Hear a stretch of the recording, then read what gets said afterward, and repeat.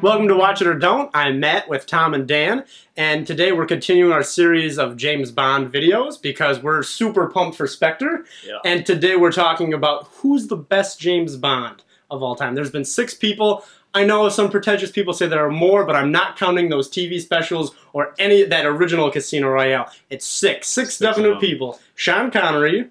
Then you've got George Lazenby. Mm-hmm. Sean Connery comes back, but I'm bringing that finger back. Roger Moore. And then you've got Timothy Dalton, and then Pierce Brosnan, and then Daniel Craig. Those are the 6. So I'm going to start things out. The best James Bond, Sean Connery. He was the first. It's easy. He's iconic as the role. When you say James Bond, he should be the person you think of. Okay. Yeah, I you can't really argue with that. I mean, You can't. not to mention those first 3 were, so I don't know. They're iconic. But I'm going the other way. I say Daniel Craig is the best. He is much more exciting. It's a different type of movie that he's in, and to me, he sells the Bond myth more because while Connery's great, it doesn't have that same connection. With like, hey, here's this man. It's not always easy for him, but like you see where the badass attitude comes from.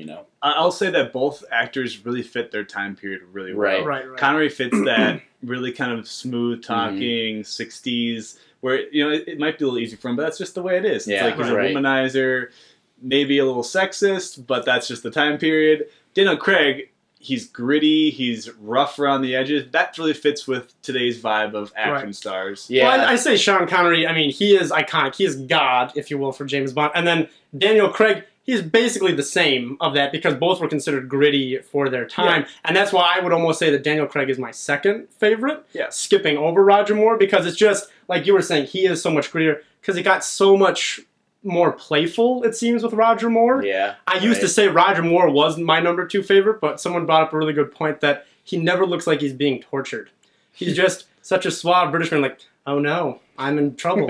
Sean Connery looks like he's like in a fight, and Daniel Craig, they look like they're in like deep shit. But what is this? They're like locked up in a laser. Like, that's what this is. Just really cool Bond dates. Right. No, they're like chained up, and it's like, oh no, I'm Roger Moore. He's just so smooth. It's like you can't torture that guy. So those of you reaching out for Idris Elba to take on the role, make sure he can be tortured before you cast him. Exactly. He can be tortured. So you both said 2 of my favorites as well, Sean Connery and Daniel Craig. It also helps that they're probably in some of the best Bond movies. Yeah.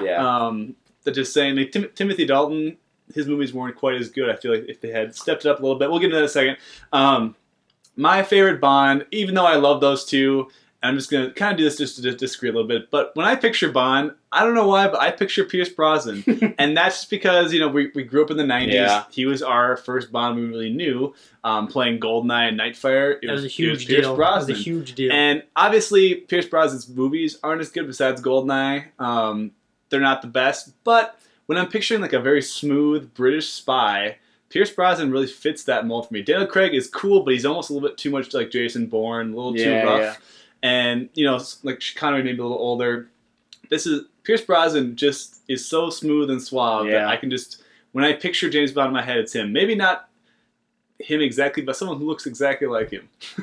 I don't mind him, but I wouldn't, GoldenEye I'll give you, but when I think of him, I unfortunately think of someone windsurfing a tsunami wave. See, that's the problem. You have to overlook those things. I can't overlook that thing. That's huge. I agree with you enough because we did grow up with him. He was the first person I knew as Bond, and he was also a product of the time, though, when, 90s action movies are absurd, I kind of Tomorrow Never Never Dies. They're very different from the type of things we're seeing now, So it's like the windsurfing tsunami thing, okay, I'll give you your credit because what you said about Timothy Dalton, it's more the movie's fault. Yeah. Because Timothy Dalton does a fantastic job. It's just He's a great actor. For his time period, like when those years of action movies, they're incredibly gritty.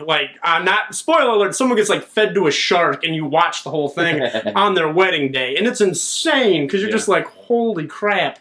So that's not playful James Bond. You go right from Roger Moore and Octopussy to Timothy Dalton. Everything's gritty and serious. So people didn't like it as much. So I don't blame Timothy Dalton. I think it's pretty clear though that no one cares about George Lazenby. I don't like him that much. The movie is not bad. I actually enjoy the movie. It's just he's not James Bond. It would have been great. I think it would have been a lot better if Sean Connery wasn't it. I think that would have been nice.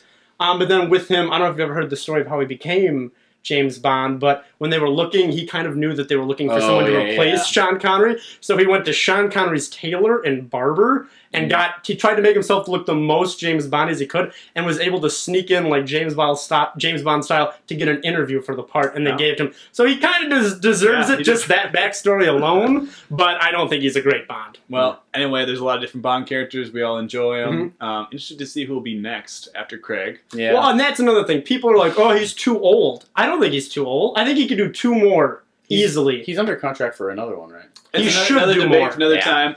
Anyway, we got to go or watch or don't. Tomorrow on the James Bond docket, we will be debating the best James Bond movie of all time. There are, how many? There are 24? 25? This will be 24. Will be 24? Yeah. Okay, well, anyway, there's a lot to debate. We'll see you next time. Be sure to subscribe.